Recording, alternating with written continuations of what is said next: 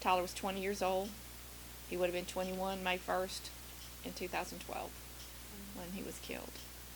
On February 3rd, 2012, this mother's life changed forever when her son was killed by a drunk driver on Madison Street in Clarksville. Shoot, Tyler was, he was the baby of four. I have four children. Tyler was a baby, and he was, he had the most infectious smile.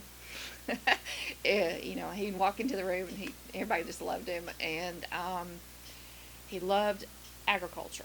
1 year to Western Kentucky, and then decided to transfer to Austin P. And he was an ag business major and everything like that, and that's what he was going to do. He always told me when he was a little boy, Tyler would say, "Mama, one of these days I'm going to own Mr. Apple's farm."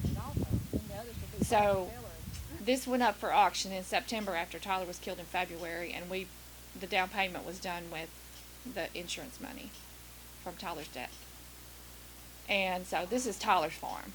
Since his death, the family has held the Tyler Jackson Head Memorial 5K, but due to COVID-19, the family has decided to sell T-shirts to fundraise for Crohn's and colitis research and Tyler's agricultural scholarship endowment at Austin P. We give money to the Crohn's and colitis now because I would love to see a cure for Crohn's and colitis, because I know what Tyler went through.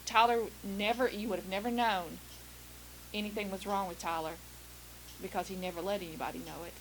Although the event happened 9 years ago, the wounds still feel fresh for Gina Head Heber and the family and friends he left behind.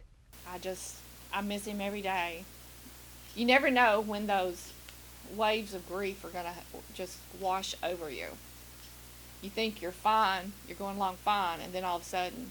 Since Tyler's death, Gina says that she has done everything she can to advocate against drunk driving to ensure what happened to Tyler never happens to anyone else.